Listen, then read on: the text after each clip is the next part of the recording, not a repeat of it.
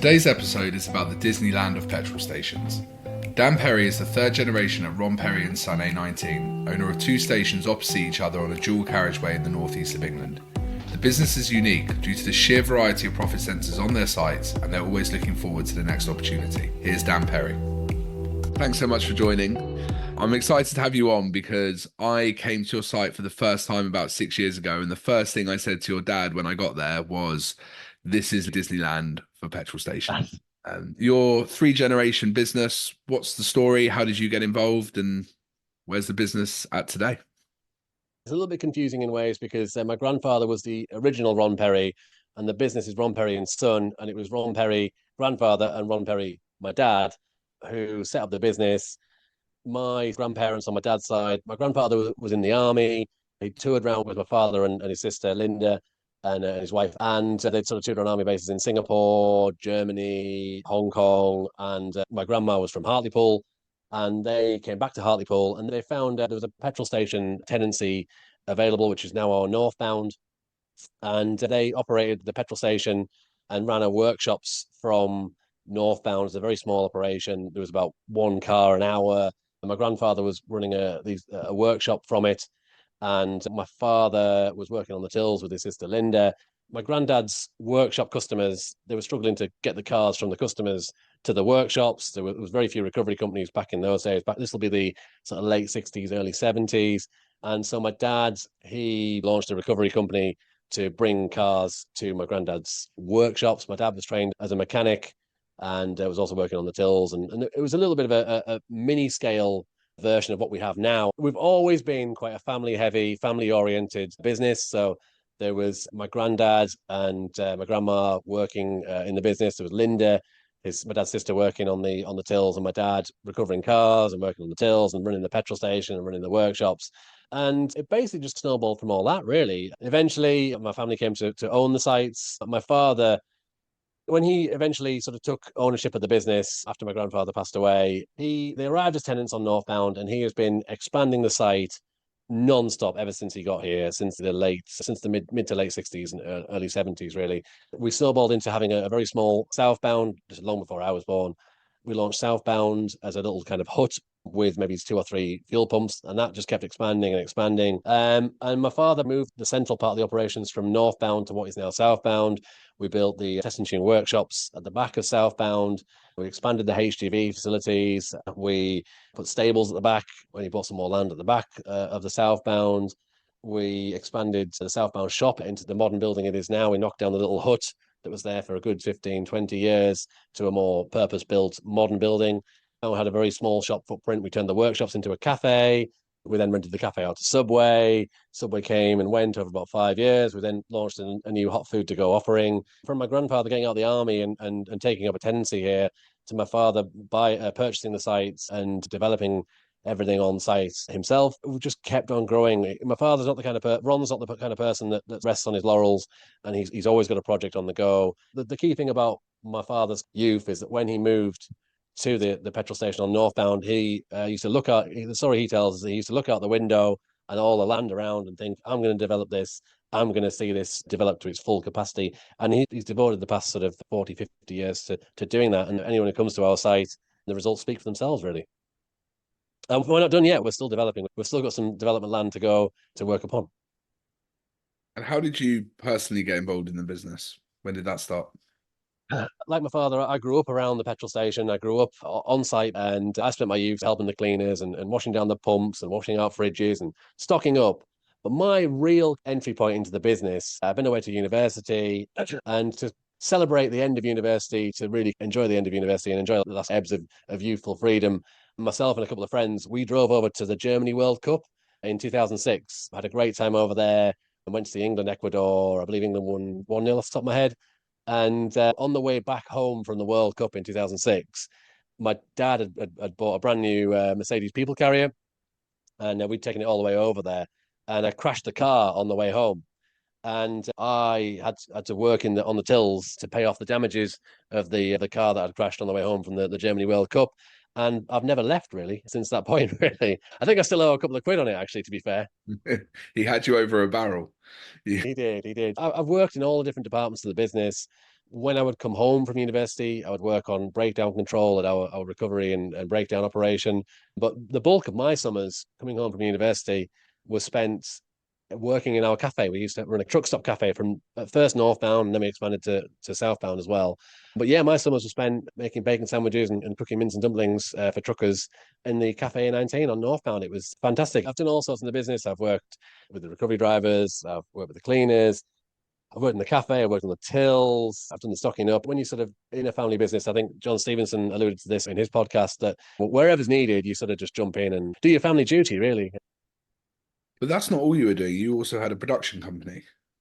Yeah, so out of university, I launched a film production company as a bit of a side business. At one point, it was kind of my main business. I've always been involved with the family business. I've always been involved with Ron Perry A19, but over the past sort of 20 years, I've run a production company. We've done all sorts of things with the production company. We've done television adverts over in America. I spent a couple of stints out in Los Angeles for about 3 months at a time working on television adverts over there, which was fantastic, working on theatre over there. The real benefit I found from having my own side business, which is Dan Perry Productions, has been there's so much going on with the family business that to run some smaller operations, business operations myself, has taught me a lot of lessons about running a small operation that I can take into a big operation. So being in my 20s and launching my own limited company with the film company, there are some mistakes I made with my own little company that I've learned some quite valuable lessons from that I feel I've taken into my current role as director of operations at Ron Perrier 19. What mistakes would those be? Dealing with the little things that when you're starting out in business, there's little things you think, oh, that's not that important. I'll come to that later. But with the production company, there's a lot of things that I wish, and with the production company, I'm only a one-man band. There's a lot of things I wish I'd maybe addressed some smaller things before they snowball into bigger things. Whereas now I think with the bigger operation, I think you've got to take care of the little things quickly and make sure the little things don't become big things. A lot of my learning curve in business was done with running my own company, really. Hmm. Today, you're full time at Ron Perry and Sons. Pretty much. The production company is still operating, but film and theatre are in quite a bad place at the moment, and there's a lot going on at the family business. It's a full on operation that's here. Just for context for the listeners, you have two stations across the road from each other on an A road, and one side is significantly larger than the other, right? I'd say it's not the size that matters; it's what you do with it that counts. When it comes to our northbound, 100%. Southbound is a busy site. Southbound does generally about double what northbound does, and southbound we've got the OK Diner there. We've got the test and tune workshops with the breakdown recovery company here, which operates a police contract and all sorts. And yeah, we're developing the overnight parking as well. And anybody that comes to our southbound site just stands in the, if you stand in the middle of our forecourt and just see everything that's going on, there's forklifts blasting about a test and tune, and there's HGV trucks blasting in and out, there's people filling up, there's horse boxes going up to the stables, there's various assortment of people, usually at the workshops. It does tend to blow people's minds when they come and just it's day to day for us, but a lot of people come and they marvel at what we've got going on. I think we're trying to go for the record media screens on South. We've got just shy of 30 screens on South that we advertise our products, our meal deals. We push our self checkout till from the media screens. I've got various advertisements blasting on the pumps. I like to think it's a feast for the eyes and the other senses at Southbound, really. Not to neglect Northbound. I'm really proud of our Northbound site. Our Northbound site is really our heritage site. It is the old building. It's the old building where my dad grew up in, my dad and granddad and Auntie Linda grew up in. We've had many conversations with many other colleagues and petrol station retail dealers and all sorts. And a lot of people say to us, you've got to knock it down and rebuild it. Generally, Northbound will do about 2/3 of what South does. It depends. It's between half and 2/3. Would we see an increase on that? We're not really sure if we would. We spent a lot of the past year trying to modernize Northbound. I drew up some photos in Photoshop of some paneling we were looking at doing at Northbound, but in the end, we painted Northbound a trendy grey color. You know, people say that you can't polish a turd, but our Northbound, I would say, is contrary to that fact. And we've polished it up quite well, I feel. We've got the branding all over there. We've got the media screen, similar amounts of media screens over there. And it's got a real charm to it, I feel. But we may ultimately look at a knockdown rebuild on North. But in the meantime, we're trying to do as much as we can. And I like to think of it as a heritage site, whereas South's more of a modern day site. But we're currently in planning stages with an overnight parking facility extension to Northbound. We've got some land over there. We've got ADS Design from Leeds, who've already drawn up some fantastic plans, and we're just trying to make that a reality and just develop it to the maximum of its potential, really. If it's doing half of what Southbound is doing, I assume it's still got a rather large volume attached to it. We operate our Southbound as a 24-hour site, and we're looking within the next sort of 6 to 12 to 18 months to go 24 hours with our northbound site. Southbound is open 24 hours, and northbound does close between the hours of 9 p.m. And we have opened a little bit earlier on northbound now. We're opening at about 4:30 in the morning to try and get the white van train, the bacon buddy train, and everything like that. So, yeah, we've got options to do in northbound. We generally have found that southbound is the busier site, basically, no matter what we do. Do you spend much time over the road? How do you even get there? Do you have to drive up and down? It is tricky. It's not like the days of the 70s and 80s when Southbound was first built. We make all of our sandwiches inside, and my dad used to pop across the road with a tray of sandwiches, darting in between traffic in the 90s. Obviously, that's a huge health and safety risk in the modern world. So, yeah, the only option these days, and the only option has been for about the past 20 years, is to drive down to the local roundabout down the road and then drive back up. So myself and our retail operations manager, Brian, we worked out that I think going between south and north, we're putting about 2,000 miles a year on our cars alone, just in going between the sites. And you can see the sites from one side of the road to the other. You can throw a rugby ball across the site to someone from north to south. They're that close as the crow flies. Yeah. Is it tempting ever to run across the road quickly or even chuck a rugby ball back and forth? No.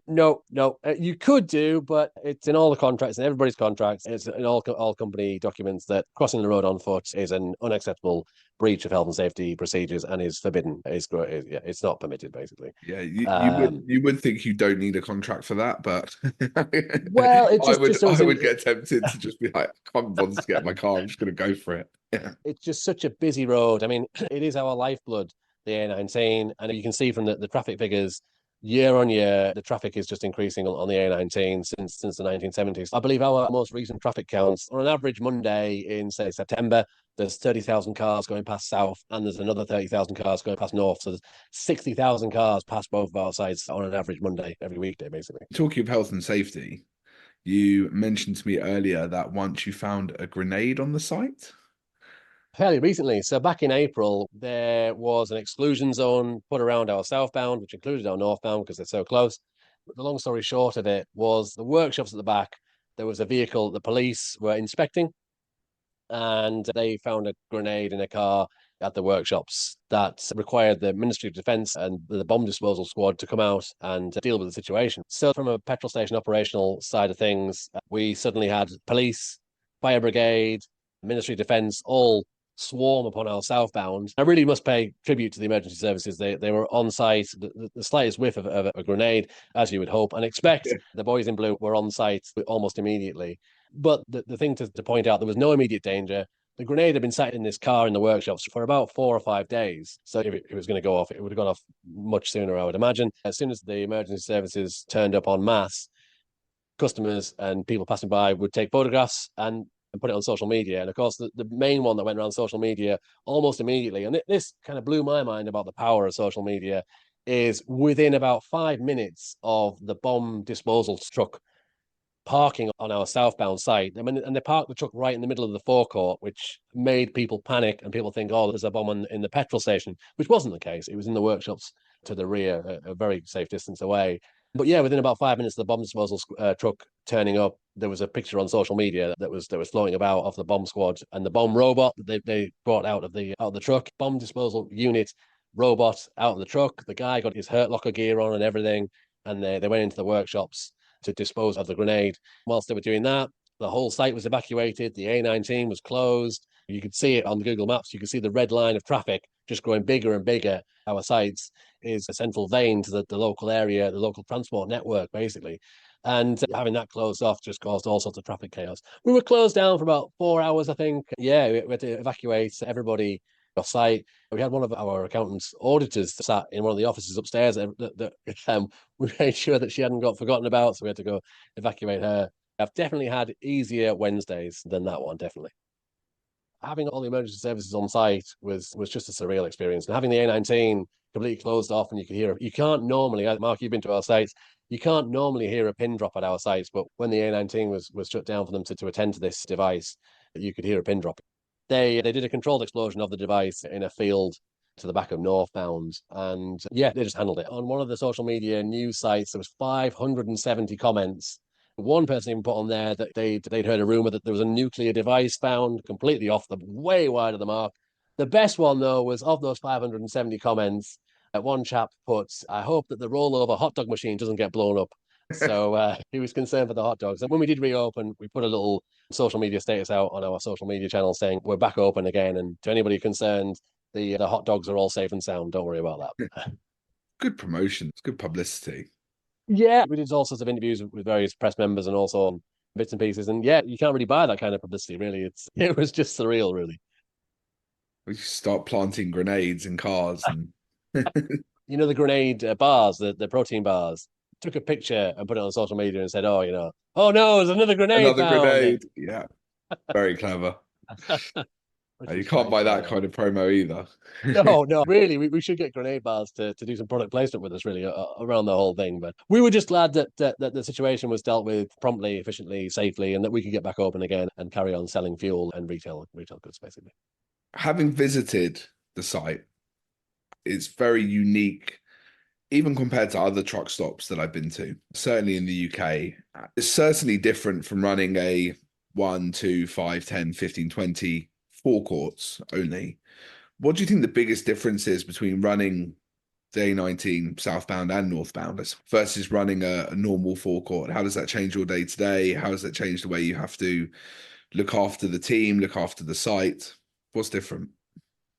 So I do strongly feel that at our southbound site, we've got the retail operations, we've got the test machine workshops, we've got the breakdown recovery company, we've got the overnight parking, we've got the diner, we've got the stables, and certainly having a central kind of synergy of management to manage the site as one big site, basically, certainly helps with that. An average customer to our site is there to use one of the facilities or whatever, but we do tend to take a site-wide approach to everything we do.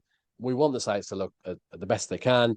We want the sites to be clean and fit for purpose. The family, we live on site. I think that's the reason why our southbound is quite unique, is because it is a family business and the family is heavily involved. And as a family, we all live on site as well, which means that we're always on call for whatever, which has its pros and cons. And we're just trying to keep developing the sites to the best we can, really. Yeah, we've looked at what's going on in America. We've looked at what's going on in Ireland, really. We're always taking a few cues, and we're always talking to other petrol dealers. I think my father's phone book is probably one of the most valuable assets we've got in terms of bouncing ideas off a wide variety of not just petrol station business people, but various kind of business people, really, and various colleagues and various associates. And we just try and bring all of that kind of expertise into the business, really, and just kick on from there. We've got some regular customers. We are a very transient site in terms of the petrol stations. We want to make that as appealing as possible to the transient customers as we can, really. You said people are coming to use one service on your site. When I speak to other retailers, what they're always looking to do is someone comes to buy fuel, great. Someone comes to buy dinner, that's great. But they're always trying to upsell other services. And you mentioned earlier that you have these advertising screens. Is there a crossover of those businesses? Yeah, there's a crossover there. Our approach to it is that even if someone just pulls in to use the air machine, there's another facility they can use, or even if they see that we do self-storage containers as well. We started doing self-storage containers about 7 years ago, I think. And we originally bought 6 self-storage containers, and there was a bit of a slow uptake on them. And now we've got a waiting list. I think we've got 30 self-storage containers on site and a waiting list of about 20 people for if they ever become available. So we rent the diner out. So it's a completely separate business. And they're a fantastic tenant. They've been in place for about 20 years now. So, but if someone uses the diner and then they fill up on their way out, we really try and get our sites to be as user-friendly as possible. So that if somebody does come, say, for the workshops, on the way out, they might fill up, or on the way out, they might get a hot dog, or they might get a coffee, or a tea, or a biscuit, or whatever. I think the key thing here is the synergy of the sites, is that whilst one customer might be coming for one specific purpose, we offer so much at the site that there's an opportunity of sale catchment no matter where they go, really, on site. And these screens you were talking about, if I come in and use the air serve, will I be served an advert to go to the station? Yeah, if you come in to use the air machine, I think just to get to the air machine, you'll pass by about five screens on the way in. So there'll be a wide array of products and services on there that might subliminally catch your mind and think, there's a sandwich meal deal on there. While I'm topping up on the air, I might go get a meal deal. So we do like to think that there's a fair amount of screen catchment time for the customers that come on site. And I imagine your background in production is very useful in terms of making those adverts and so on. Yeah, we try to make them as eye-catching as possible. We've got two large format media screens on the entrance porchway on south and one on north, and we try and make that as eye-catching as possible. It's on a much smaller scale, but you've probably seen on social media. There's these huge screens in Japan and Korea that have things popping out of them, and they've kind of drawn the barrier on a little bit thicker, and they've got like a dragon stepping out of it. We don't have any dragons stepping out of ours, but we've certainly got a Londis man stepping out and saying, "Come visit our Londis and check out our special offers." But even back 20 years ago, we'd put a little DVD player on with a telly and have tailored content on that screen to the site, basically. So certainly having a filmmaker on board, such as myself, we've definitely utilized that. One of the things I noticed when looking at your website is that you surface some of the Google reviews that you receive. Yeah, And I had a look at some of the Google reviews that you get, and as with any petrol station, there's good and bad. Well, I mean, there's one on there. I think the most relevant one pops up. It's a woman from back in January, and she says, "Oh, this petrol station is not very well lit at all for our southbound. I saw There's that. media screens everywhere. And two, she said, here's a picture of it being poorly lit, and it's lit up like a Christmas tree. There's lights everywhere. The only real social media we really do push is our Google. We've updated all of our photos on there. We've got some drone footage on there that I've taken and some drone shots. And yeah, we do find that there's mostly positive reviews on Google. This is something that has come up in a few of the conversations I've had recently, and that a lot of, but I think it's slightly different for you because you have so many services that people are coming to the site for or might require as they come past the site. But a lot of stations and a lot of station operators are not even claiming their Google page. And one of the things I noticed is, apart from some people who might be a bit misguided in their reviews, you do tend to reply to them. Do you feel that it drives more people there? Do you think that's different because of the size of your site and the type of customer that you attract? We like to take an active stance on not so much on our Facebook. We do a lot on Facebook. We do a lot of our kind of advertisements on Facebook and meal deals and promotions on Facebook. But personally, I feel that the Google engagement is more important because if I'm on the go, if I'm down south somewhere, I will. And I think with the EV kind of element now, with planning journeys and whatnot, I do feel that people use Google to plan their journey and they will look at the Google reviews. And it's something we do take a great interest in cultivating our Google pages. And I do think it does play a big factor in. And I think your average customer, they look at the lower scored reviews and look at the higher scored reviews. And our average, I think, is about 4.6 on North, I think, at the moment, and about 4.8 on South at the moment, I believe. So we do score quite highly on Google. And Very highly. yeah, it is definitely part of modern business, I feel, is to integrate social media into your operations. Because we're a transient site with the petrol stations, Facebook is something that we've tried to do a lot with over the years and found very limited success. You know, we're not a town-based business. With our customer base being so transient, we do have a Facebook page, we do cultivate it, we do put a lot of time into it, but I feel we get a lot more back from Google in terms of social media and in terms of the page and in terms of making it an ease of access to find it. We're very passionate. We've put a lot into our hot food offerings over the past 4 or 5 years since COVID and even before COVID. And there was a guy on Northbound, he complained that he couldn't get the hot food. There was an issue with the hot food. And there was an issue with staffing that day. The kitchen girl had called in sick. So there was an issue that particular day. There was an issue with the hot food.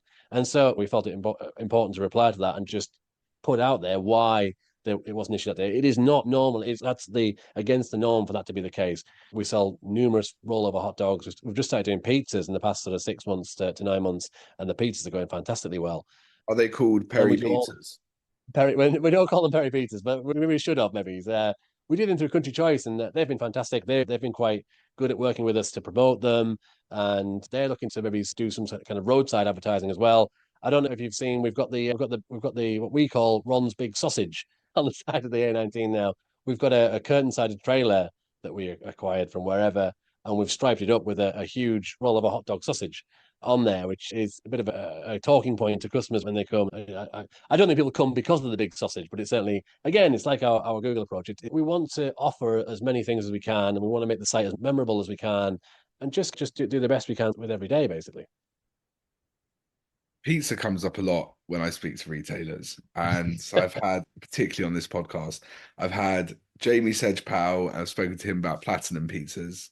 Then I had Yeah. David Charman recently. We were talking about Parkfoot pizzas. And now we've got Perry pizzas. So we've got, even though it's not called, none of those, I think Parkfoot pizzas was actually what David called his.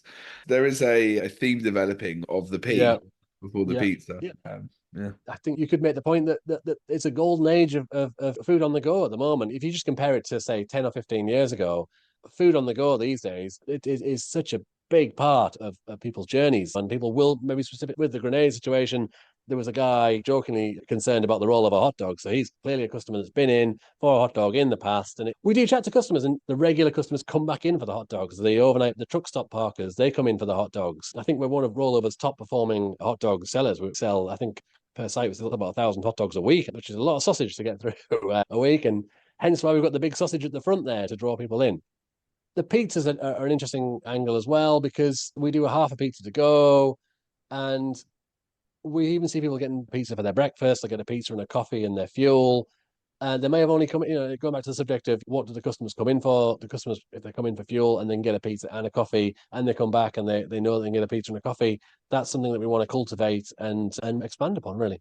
Even with the HEV, because I imagine most of that's bunkering, you're not going to be posting huge numbers on a per transaction basis for fuel margin or for bunkering commission.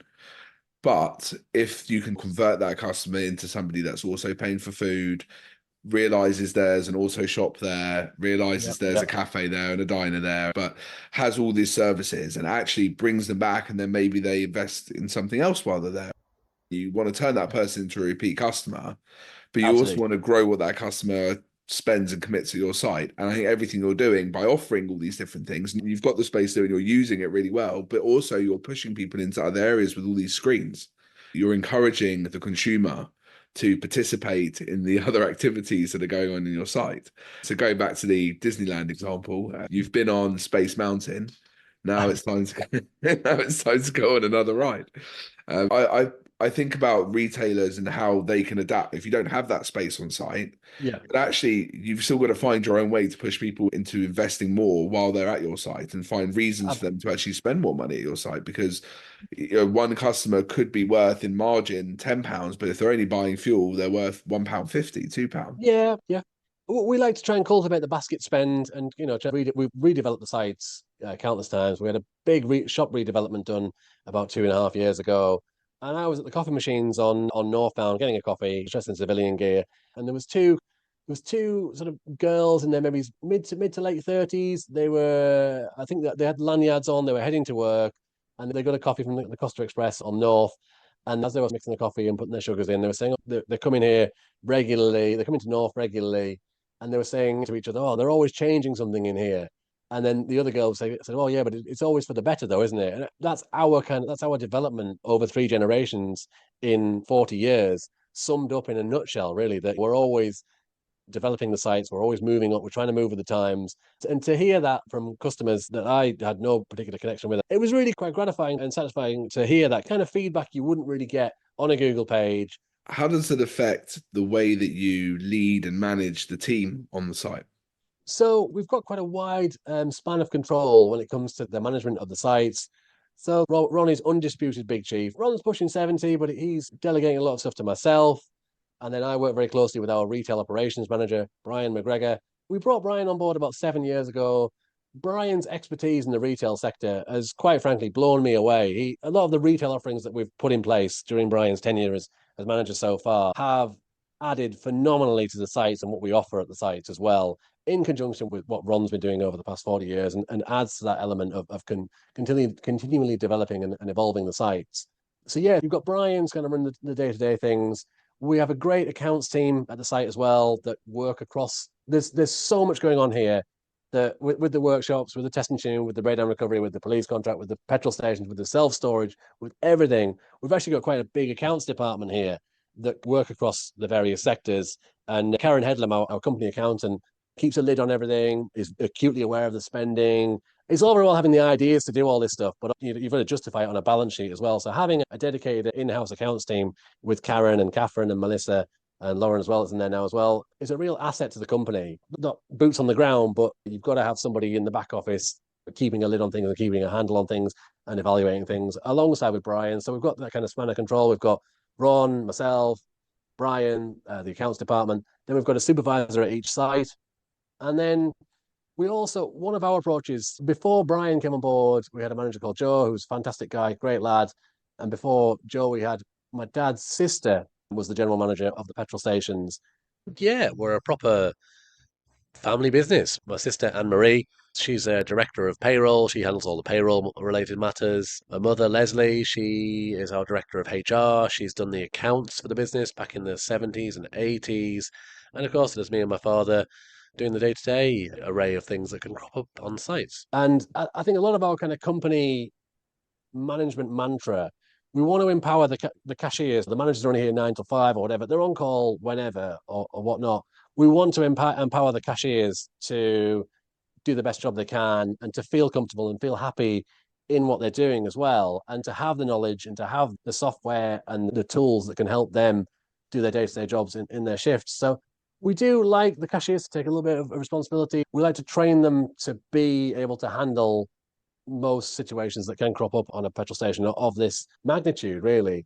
So I do think that filters down all the way through, basically, if that makes sense. Yeah, it does. Do you ever get woken up in the middle of, because you're on site asleep Yeah, while the station's yeah, still open? Do you get woken up? yeah. Maybe it's not so much these days, but I've certainly had phone calls at 2 in the morning from night shift cashiers, and we've got some very technically proficient night shift cashiers. But this is maybe 10, 15 years ago. I got a phone call at 2 in the morning asking how to load the paper in the printer on southbound, which when you live on site, you just wander down and you just put the paper in and go back to bed. I mean, it is a 24-hour operation, and the workshops, the rate of recovery is 24 hours as well. So there's always something going on. There's always something happening on site that can be addressed. We don't want our managers to be hassled outside of hours. We want them to have their own free time. But we've got a great body of staff here, and it usually can be handled most of the time by the cashiers. And anything they can't handle, they can escalate that to either Brian, the manager, or myself, or one of the supervisors. So there is quite a stringent management structure in place at the moment that really does yield results, I feel. If I was to fast forward 10 years, what do you think might be on the site that isn't there today? Well, there might be, Elon Musk's spaceships to Mars and things. Ron Perry direct to Mars, maybe There in you 10 go. years' time. Space Mountain. Told you. Space Mountain, absolutely. That would be great. But no, we never try to look too far forward. Certainly, in the next few years, our central focus with the petrol stations is the HGV overnight parking. We're very fortunate to have been awarded a grant from the Department for Transport towards our HGV overnight parking expansions on north and south. And getting that across the line is our kind of is certainly from in my role as director of operations. The HGV parking is my main focus, and the Department for Transport have been fantastic. They've been great to deal with. We had a site visit from Guy Opperman, the MP for Local Roads and Transport, and they do see the need for increased HGV secure parking facilities, which is great. They really are on board with all this. So yeah, the HGV overnight parking is a key element to what we want to do going forward. I've been researching EV. I've been driving an electric vehicle now for about 9 years, I think it is. I'll be coming up 10 years since I've been driving an electric vehicle. I started out by driving just a little Nissan Leaf EV, and EV I imagine EV is a subject that crops up, quite a lot in a lot of conversations with petrol retailers. We've looked at doing EV ourselves. We've looked at buying some EV units, bringing the power in ourselves and doing our own EV offering, or maybe in conjunction with Shell or whoever. It just the return on investment for us to do EV ourselves is just such a long-term venture. You're talking like a 30-year return on investment with the cost of getting the power in and with various other elements that, without going into too much detail, and we're only so far along with our negotiations with an EV supplier. We're looking to rent out the space to an EV contractor, like we do with the OK Diner. The OK Diner, they rent land off us, they operate their OK Diner business from there. We're looking to maybe do something next door to that with an EV supplier. And for me, all my research into EV in terms of petrol stations And in terms of what we're doing, we're quite big on the retail offering and the hot food to go and the grocery element. We found our grocery sales post COVID have maintained a steady increase, which has been great. And I do feel that an EV customer I certainly, as an EV driver, I feel like I'm a captive audience and I will use the facilities. I'll buy a coffee, I'll buy a biscuit. So if we can get EV on site and have potential custom EV customers that would use our shops and use our various facilities, then there's a plus, absolutely. And if we've outsourced the EV side of it, a partner that we're quite excited to work with, there'll be an announcement sort of in due course, but we're very excited about a partner that we've got potentially secured for providing EV charging on north and south. So yeah, EV charging is a key element to what we want to do going forward. The HGV parking on south, we're looking to triple our truck stop parking facilities, and on north, double the capacity on north. Northbound, we may look at a knockdown rebuild in 10 years' time. Southbound, the Disneyland that it is, hopefully going from strength to strength. Yeah, an overnight parking on south as well. Then yeah, that would be fantastic. But the main focus is getting over the line with the overnight parking at the moment. Yeah, you're very well positioned to do EV because while you've got that EV dwell time, there is plenty there to keep people entertained. I think the location as well makes sense. You talked about earlier about route planning and journey planning, and people will be, more and more planning their journeys. It's almost like a flow, isn't it? So I need to plan my journey. I'm coming down past the A19. I'm going to look on Google. This place has good reviews. It's got somewhere for me to eat. It's got somewhere for me to, I don't know, get my car fixed. It's got, well, yeah. And self-storage, store some gear while you're on it. Store some stuff. Yeah, it gives you a really good option, I think, particularly if you drive an electric car. It gives you a really good option for an hour stop with no problem. I think, EV charging will be faster than an hour, but yeah, generally, but it still gives you can charge your car and do other things. I think you're very nicely positioned for that, so it does make sense. Whether the ultimate future is EV or synthetic fuel, or I've been out to Japan and looked at hydrogen facilities out, and I'm sure hydrogen is a topic of conversation that comes up quite a lot. Hydrogen is a miracle solution, but hydrogen is a little bit trickier to implement. I was chatting to somebody about this a while back, and I was saying about how electrically intensive it is to keep the hydrogen stored under certain pressures or whatever. And they were saying, oh, well, if it's electrically intensive, why wouldn't you use EV? But that would be counterintuitive to what you're trying to do because you've got the instant charge on the hydrogen as well. You've got the instant fuel. You minimize that fueling time. Again, the battery times on the EV might shorten. There's so many conversations I've had with so many people about EV and hydrogen and all sorts. Hydrogen it's a miracle fuel. It really is. It's just, I think we're still a way off it being mass scale implemented. But you could have said the same thing about EV 15 years ago. But it's from these conversations, it seems like one of two things is going to happen. You're either going to have a mix, which involves traditional fuels, EV, hydrogen, and anything else that might come up, or you're going to have EV as the stopgap between fuel or traditional fuel and something else. It could be hydrogen. We're not going to be having only fossil fuels to the level we have today for the next 50 years. We know that. You're in safe space if you do invest in EV because that's going to exist in the market for quite a long time. It's just whether it ever quite reaches the levels that have been cited over the last few years, especially as we started to see it slow down a little bit. Cars are becoming more expensive. Or whether there'll be a push to something else. I think we just don't know yet. Yeah, the sectors to look to as to the future of all this. I think whatever aviation, shipping, and haulage go into big style in the next sort of 10 years is what will trickle down to your man on the streets, your domestic car, basically. And I know that the aviation sector are sort of looking to hydrogen quite heavily. The haulage sector are looking. We've just started last September. We started selling synthetic fuels. We started selling HVO 100, which the sales haven't been phenomenal with it, but it is a very new to market offering. And it's like AdBlue. When we put AdBlue in 2004. There's a very slow uptake on it. But again, AdBlue is an incredible substance, really. So whether synthetic fuels come in big style is another question. A lot of people say it's a risky time for the sector, but I think it's quite an exciting time for the sector. I think medium term, there's going to be quite a smorgasbord of fueling options out there in terms of EV, synthetic, hydrogen, and even the ethanol elements that are being introduced to the fuel at the moment. We're trying to move forward and evolve with the times. And I think that fuel and transport will move, it will evolve, and it's up to us as retailers to move with the times, really. And you also have a big say in pushing it, because Yeah, yeah, ultimately it reminds me of coffee and what John Stevenson was telling me, what he heard from Michael O'Loughlin's here. We've got all the yeah, Fuel Matters celebrities coming out here. yeah. But that coffee only works if everyone does it, because Yeah, you want people to believe when I go past a petrol station, I know that I can go in and get a yeah, good coffee. yeah, If everyone puts in hydrogen, people will invest in hydrogen cars. So, what is the reason people don't invest in hydrogen, or don't? What is the reason people aren't investing in EV? I think you spend most of your time going up and down the Oh, A19 to get to the no, others. I was chatting to a salesman the other week, and he was saying that he switched to an EV. He was dead excited about switching to EV, and he was saying that on a Friday afternoon when he's trying to get back from Portsmouth, he can't get back for his daughter's football game because he's got to sit and charge the car at Peterborough for an extra hour. And so he got rid of it and went back to diesel. My EV was off the road for a little bit last year. I've got an electric Mustang these days. And they gave me a diesel courtesy car, and just firing it up and seeing the mileage go, I'm used to firing up the Mustang, and it's got range 260 miles. And then I fired up this diesel courtesy car they gave me, and it was like range 700 miles. And I'm like, wow, this is the future. No, hang on. This is diesel. This is not the future. Hang on. This is the future. It's such a transitive time for the sector.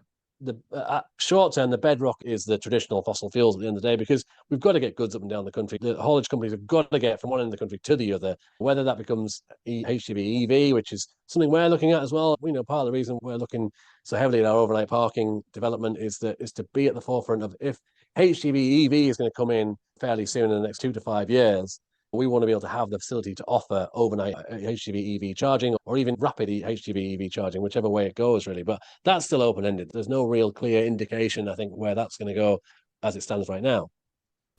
It feels like there's a lot of different options and lots of opportunity if people get in at the right time and get lucky enough to pick the right ones.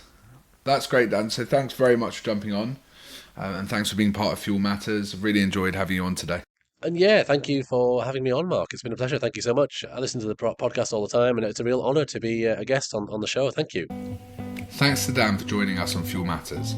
Up next, we have Top 50 Independent Joe Richardson. So make sure that you subscribe to the podcast and tune in next week.